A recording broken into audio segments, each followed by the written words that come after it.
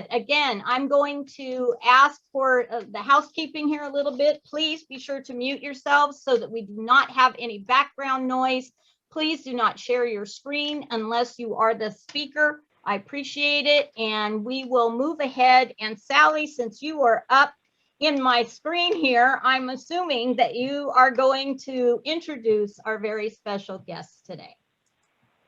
Thank you. Can you all hear me? Because I'm via phone. Yes. Great, thank you.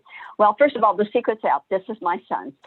This is my firstborn son, Stephen, a loving and wonderful son, big brother to Matthew, amazing dad to Sophie and Malcolm, and loving and supportive spouse to Andrea.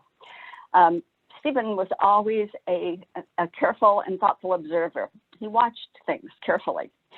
He was a competitor on the court, a friend to many, and I really, he had just a great spot of, his humor is just spot on.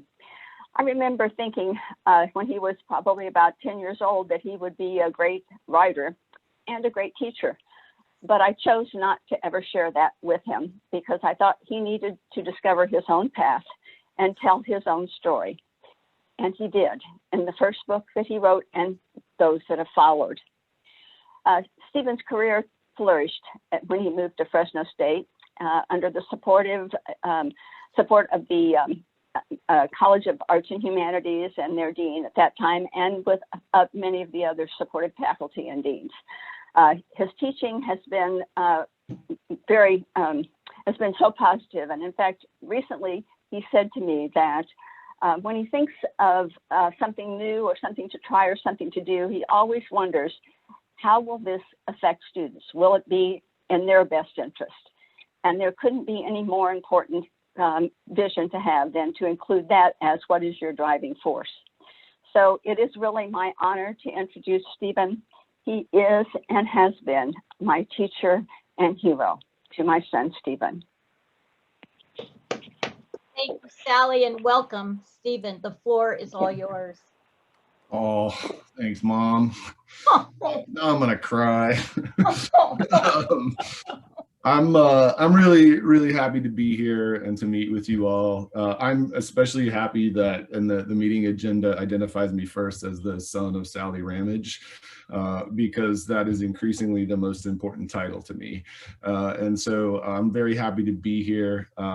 There's a long history of Rotary participation in my family, not just with my mom, but my father and my grandfather. I think at one point my grandfather had some record in his Rotary Club for attendance. I think he attended 40 years in a row without missing a date, 40 years.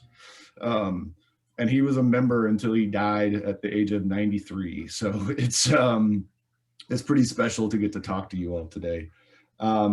I pledged to leave as much time for Q&A as possible. That's probably the most comfortable format for me, but I just had a couple things I thought I would share with you.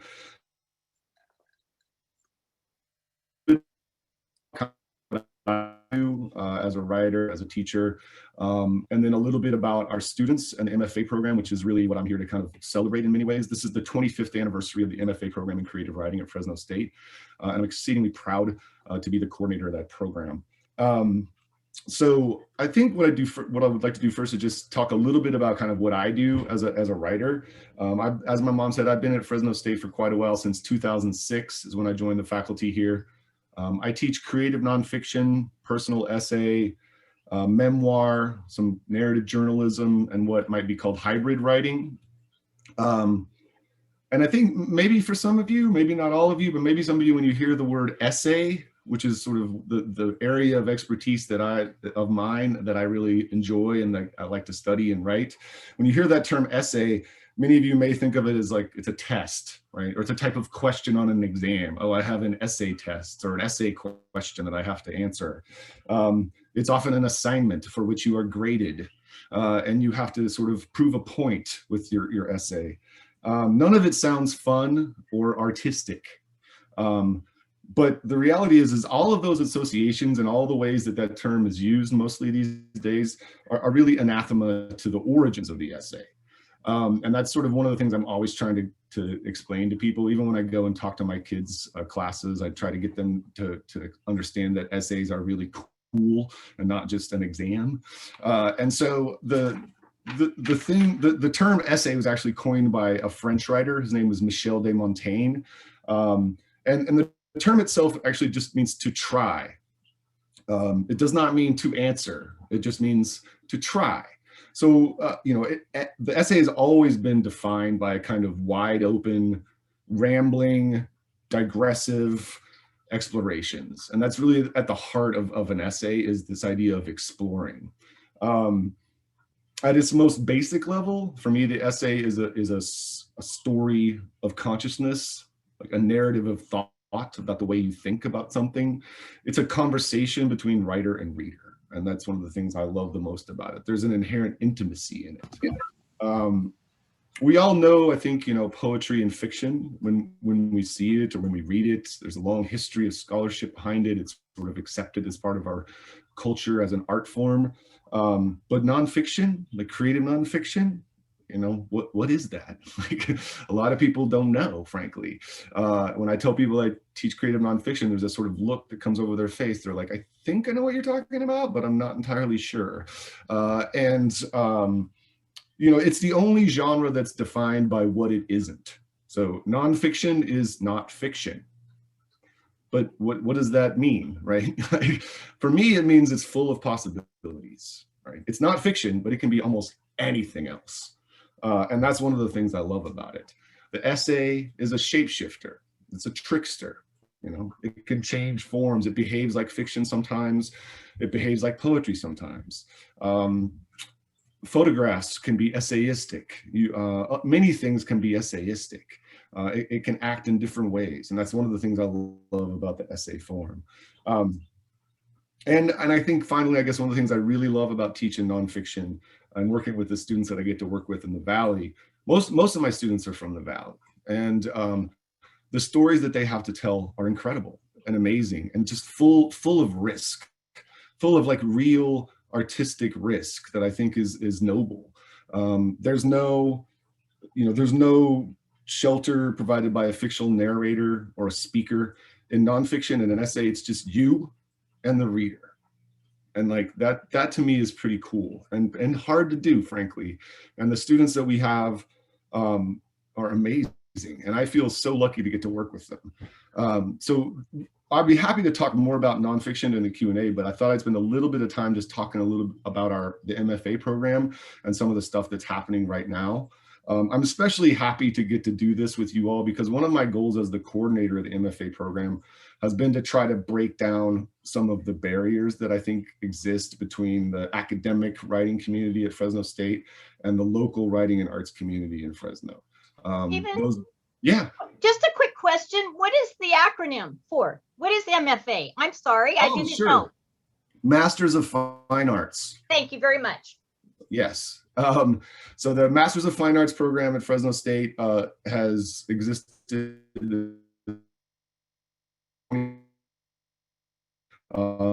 It was funded by Flagship and Peter Everwine and Connie Hales were the ones who were at the heart of the founding of the MFA program.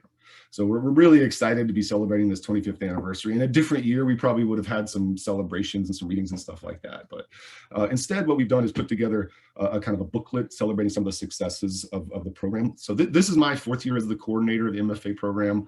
I have 2 more years at least, we'll see. And I really enjoy working with our students, and it's really, it's meant a lot to me to kind of be a part of this program for my entire career, but just these last few years as coordinator and to see the developments that are happening. There's a lot of really exciting stuff, frankly, that's happening with the MFA program, not the least of which are some of the new faculty that we've hired. So in 2018, we hired 4 new faculty members, 2 of which, Bryn Saito and Maider Vang, have deep connections to the Valley. And I'm so incredibly lucky to work with them. I think many of you probably know them and know their work. And Vanita Blackburn, who's the other faculty member we hired and who is still here. One of them left, but Vanita's still here. She's also tied into the community and doing all sorts of wonderful things, workshops for writers of color, all sorts of wonderful stuff that my colleagues are doing in the community. And so like, I'm very, very proud of that, and feel especially lucky to get to work with those people. The other thing that's happened in the last couple of years is we now have an undergraduate major in creative writing for the first time in the history of Fresno State. So like, if you think about the history of creative writing in Fresno and at Fresno State with Phil Levine and all the people who have taught there, Larry Levis, there's never been a major in creative writing. Students could never major in that. They were always either an English major or some other major, and they took creative writing sort of on the side. And now we have a major in creative writing, and I'm just so proud of it. And the numbers are growing exponentially. Like we add students all the time. And so it's really a really exciting time to be part of the creative writing program at Fresno State. One of the things I thought I would do, let's see, I mentioned that. Oh, the other thing I wanted to mention, and this is, I'm the founding editor and editor of our flagship literary magazine at Fresno State, which is called The Normal School. If you want to look it up, thenormalschool.com. And it's in its 13th year now, I think. And has had a long reputation for about 10 years. We were a print magazine, but in the recent years, we've converted to an online magazine, and in many ways have only expanded our reach. We have a newsletter that we do every month that comes from the marketing department at Fresno State. And it is apparently the single most read thing that the marketing department puts out every month. We have tons of submissions coming into the magazine, and it is entirely run by students now at this point. So they do everything. They run the site, they do the copy editing, they accept the works, they communicate with the authors. And so all of them are developing these real world skills in literary publishing, which is one of the goals that we're trying to work on in the program as well. So we're trying to combine that academic and creative focus on writing with some attention to like the real world outside of the MFA, to working in publishing, editing, things like that. Teaching jobs are really, really tough. And so we're trying to prepare our students for some of those other opportunities that they might be able to pursue once they leave. I think what I'd like to do, if it's okay, do I have time for just some real quick thing? I was going to show everybody this booklet that Jefferson and the student assistants put together, but if we don't have time for that, I can just leave time for questions. Can't hear you, Terry. You have time, show it.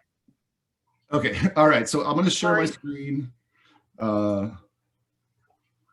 Looks like you have to enable... I just turned it back on. Okay, let's see here. All right, so. Okay, so this is a booklet that our communication specialist Jefferson Beavers put together. I think many of you probably know Jefferson. I think he's even participated in this group as a representative of Fresno Filmworks and also at Fresno State. But I am incredibly lucky to work with Jefferson. He makes all of us look better than we actually are, including myself. And so this is something that Jefferson and two of our student assistants put together to celebrate the 25th anniversary. And I'll just kind of scroll through a couple things. A ton of time on it. Just kind of read a little bit of this. This is the note from the editors. Fresno is the capital of poetry in the world. By now, you've probably heard this infamous understatement from U.S. Poet Laureate Emeritus Juan Felipe Herrera. He said it in 2016 during a keynote address for the city's Lit Hop Festival. But if you're a Fresno writer, poetry, fiction, creative nonfiction, or otherwise, Juan Felipe only confirmed what you already knew. The Central Valley grows writers, and Fresno State's Master of Fine Arts program in creative writing plays a big part. And we've assembled this booklet to celebrate some of the successes of our alumni. And we're focusing in this primarily on book publications and jobs in publishing. I just kind of want to highlight one line here. If you see this, 36 alumni who've published their debut books. Like I just kind of want to let that number sit out there for a second.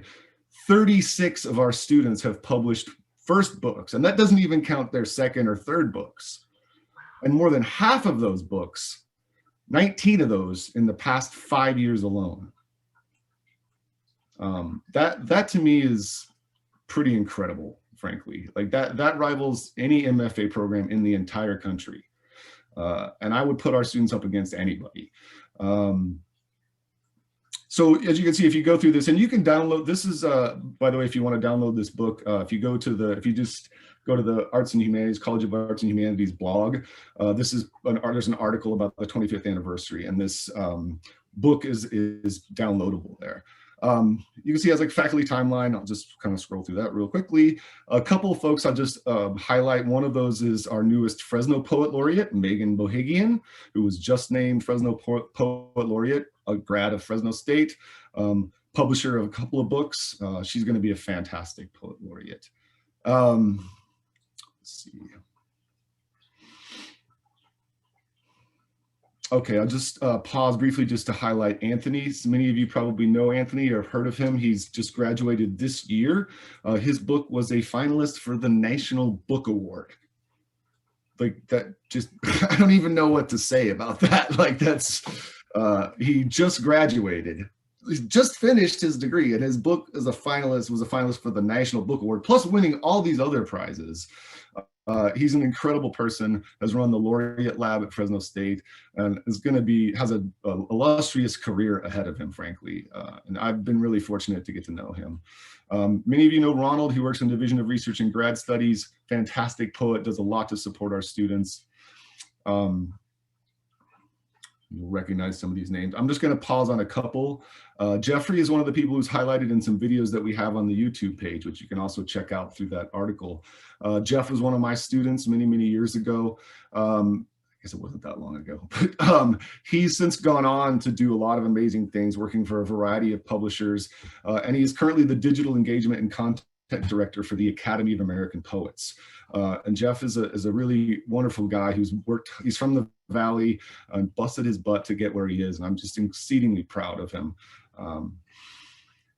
And let's see, there's a couple of others. Sarah Fawn, I'm just going to spotlight Sarah Fawn a little bit because she was also one of my students. She's a fantastic poet and writer. Her debut book is The Astronaut Checks His Watch, but she also has a book of nonfiction, a memoir called Quite Mad, an America Pharma memoir. And much of that book came from her thesis that she did here at Fresno State. Oh, Tanya, we love Tanya. I'm gonna highlight Sasha too, because she's also has a video for us, and I just encourage you to check that out. She's an incredibly accomplished poet, and she is the current curator of the poetry series through the Academy of American Poets, a poem a day.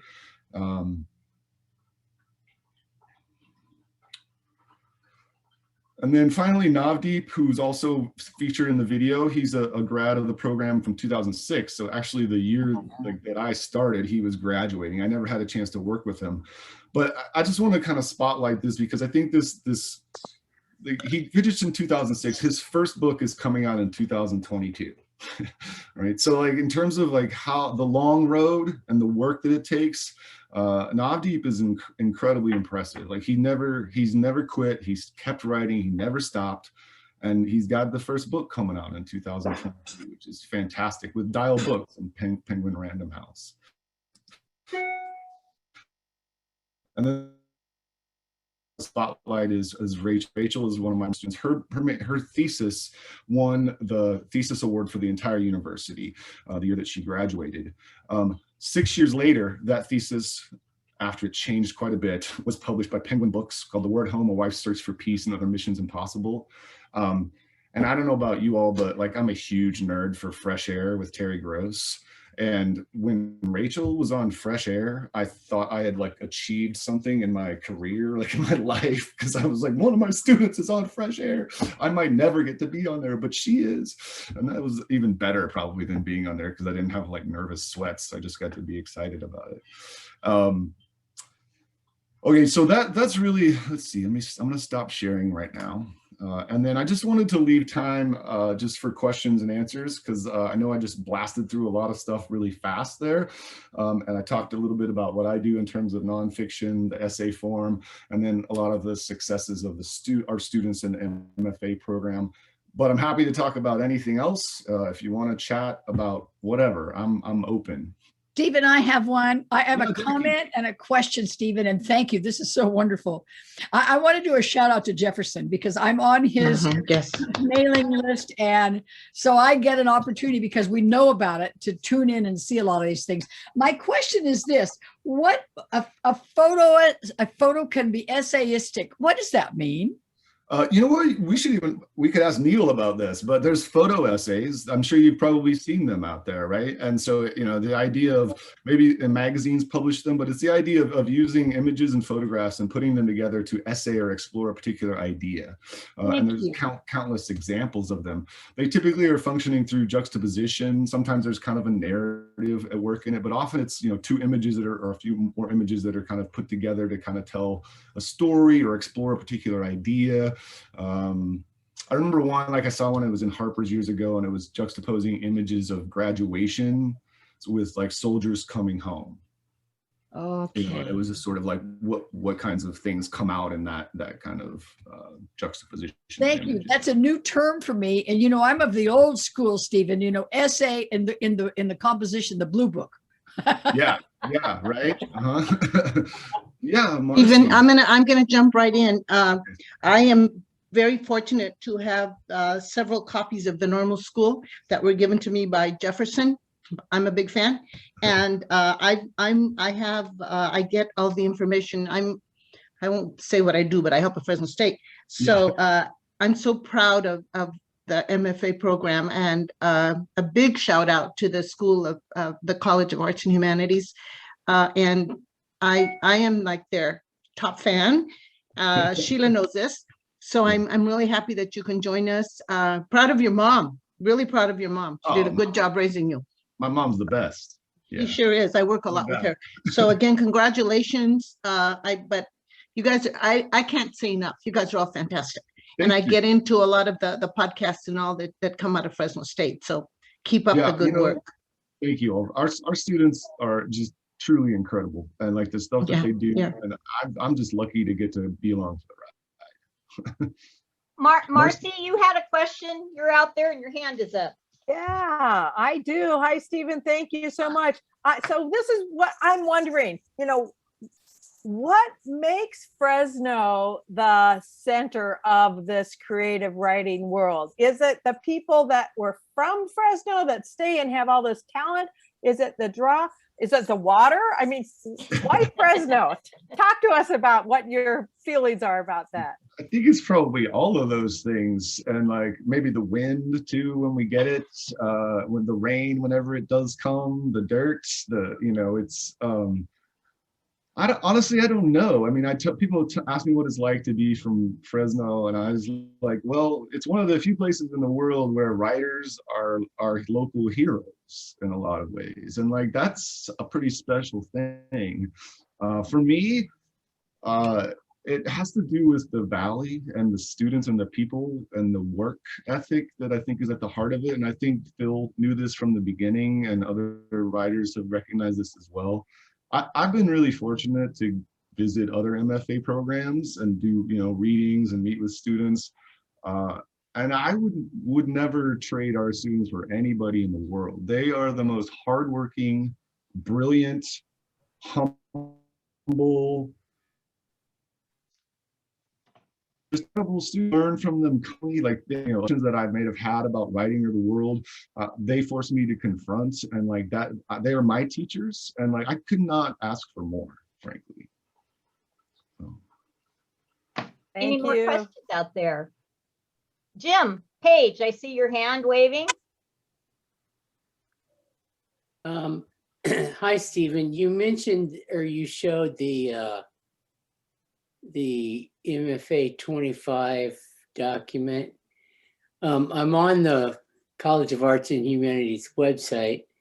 Can you tell me kind of where that is? Oh yeah, in fact, let's see if I can find a link. You just have to go into the blog because there was a story about it. Let me see if I can track it down.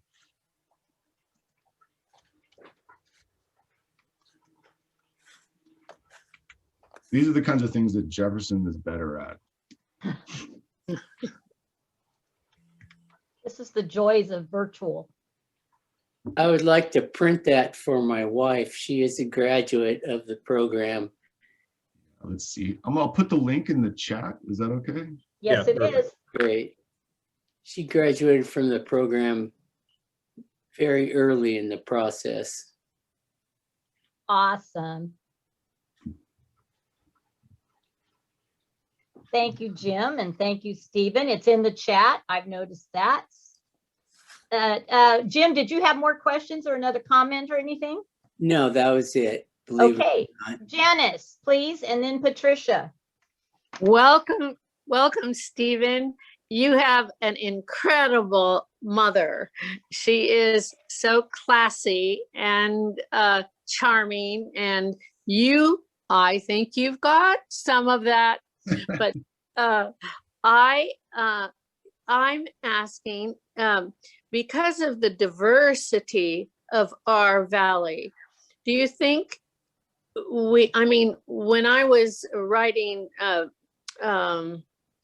plays at Fresno State in a classroom, they told my teacher told me to come from my background, and I was very successful because I had no idea how to write a play, but I knew about my history and my family coming to the America. Anyway, so is that where they come, where the diversity of our population and also their backgrounds, does that help them at least start what their process is? Yeah, absolutely. I mean, I think that has always been one of the hallmarks of some people have heard of like the Fresno School of Poetry, which isn't actually a thing, but like it's this idea about poetry that it can and perhaps should be about and from where you're from. Like it's from the place where you live, and it's about like everyday stuff, which frankly, one of the things I love about that is that's also very essayistic, because essayists much of the time will just write about everyday things that we see in the world around us, which is what Montaigne did. And so I think that's Hey, Annie, when did you graduate from the program? Jim.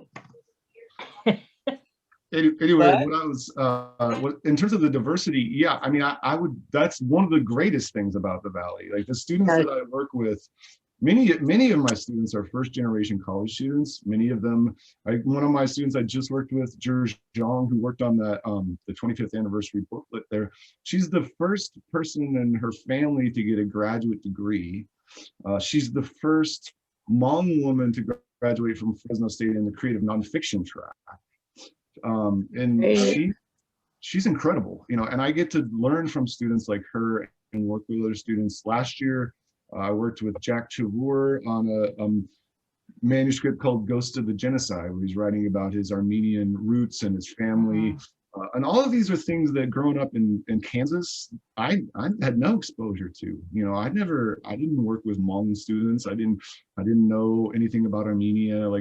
And so I am blessed because I get to learn from all these students and all the different cultures that are here in the Valley. And, and many of them are just the only reason I get to work with them. Thank you, Janice. Jerry, you have your hand up. Yes, Stephen, I also have to agree with you. I think your mother's fantastic. She's a great friend. I'm the artistic director of a local theater company, and we started with the objective of only producing and staging plays written by local writers. Yeah. And it's amazing that in the first 4 years that my theater company has been in existence, we have produced and or directed almost 20 plays. I have 17 on hold to produce and direct and stage. as soon as things clear up for COVID. But I was overwhelmed by the amount of talent in our valley and the young people. And it was just an honor for me to be able to offer this opportunity to young writers, because it's so difficult, especially in theater. It's so difficult to get anything you've written produced or staged, but it's just been very good. And two of my writers, both from Fresno State, the plays that I directed for them and staged have won national prizes, so I'm very proud of them. Thank you, thank you, thank you. Yeah. Thank you, Jerry. Yeah, I didn't even mention the Young Writers Conference, which is also something that we do, that, you know, many of you know of the Young Writers Conference. Perhaps Tanya has come and talked about it, or Jefferson, but that's just, I think this year was the 41st year of the Young Writers Conference, which brings, you know, hundreds of young writers to campus to interact with writers, to have workshops with our MFA students who lead those workshops. And I can tell you from that side of it, it means the world to our students to get to teach those classes. They love it so much. It's such a positive experience. And so it's pretty special. Thank you very much, Stephen. Are there any other questions out there? This has been an awesome program. I need to know more about this creative writing thing, because like I said, I did Armin's class. I don't know if I'm ready to go back to college. You do anything with Osher? Do you have any of those sorts of things? I've done some Osher stuff before, and I will say we also have a lot of students in our program, or have had a lot of students over the years who've gone back to school, many of whom have been retired. So I just mentioned Jack. He's a retired teacher, retired from Roosevelt High School after teaching for 30 years. And came into the program and worked his butt off, and he was a real pleasure to work with. I had such a great time working with Jack. He always called me boss, which I always found a little disconcerting. Well, I guess there's always a chance I could come back. You know, And yes, I'm going to agree with everybody else too, that Sally is a blessing, and she's a great thing to our club and a great member of this club. And we're really happy to have her. And thank you so much for coming. Elba, you have your hand up. Okay, this is my closing comment. Please. If you want to know more, if you want to know anything about these programs, or if you want to support them, because they're always looking for support, you can contact Sheila Sorensen, and she will send you in the right direction, because the writers program, everything, they have expenses too. So if you're interested in making donations or knowing more, contact Sheila. Thank you, Elva. I should have said that too. But no, that's okay. That's my job. That's my job. I do that. You had your hand up, but I just will say real quickly, we do have a lot of scholarships and all of our scholarships go to support students. You know, we are an MFA program that fights for funding. We cannot compete with other programs in terms of funding, and we lose students every year because of that. And so we're constantly trying to build up those scholarships, and every little bit helps. We have numerous ways that you can donate to the program. So Anjali, I'm sorry. Yeah, I just wanted to, you're going to be part of the summer arts program? Yeah. So tell me more about that, because I'm working on the application. Yeah, so CSU Summer Arts, and I've taught a class for CSU. I've been a part of CSU Summer Arts many years, and taught a class a couple of years ago. This summer, it's for Summer Arts. My colleague Blackburn is doing, looking at like short prose pieces, nonfiction, things like that. And I'll be doing a section on essays, on brief essays or flash nonfiction. My colleague Bryn is doing a section on like kind of prose poetry sorts of stuff. So, and that I believe is the first 2 weeks in July. If anybody's interested in that, go to csusummerarts.org. There is often lots of scholarship money available, and things like that. And it's a fun time. I know, Anjali, you participated in Summer Arts in the past, and probably other folks have as well. And it's pretty amazing what happened in those classes. It was like writing boot camp. Yeah. It was. Usually, I did that with Kimberly Dark and Lydia Yukinovich and Teresa Mott, and oh my God. Whew. But yeah, it was amazing. So yeah. Oh yeah, you were in the class with Teresa and yeah, Lydia, and Lydia, yeah. Yeah, It was mind blowing. It Yeah, really was. Thank you, Anjali, and thank you, Stephen. Are there any more questions? And if not, we'll prepare to come wind this thing down. Stephen, thank you again so much for being here today. Sally Ramage, thank you for Stephen. We really appreciate it. I learn something new every time we have somebody from out there at the College of Arts and Humanities. This is fabulous, and I'm so glad to have you guys here with us today. And thank you so much, Stephen. You are welcome back anytime. We're always looking for new members, just like you. Just ask your mother. But we would be happy to have you back. We're here on Tuesdays at noon every day. I'm president again for one more year into next year. So we would be very happy to have you, even to come back and speak maybe a couple of months down the road when things open up and things like that. So please do come and visit with us again. We would be happy to have you. Thanks for having me, Terry. Thanks everybody for being here. Mom, thanks for that introduction. Love you. I'll see you this weekend. Thank you. Thank you, Stephen.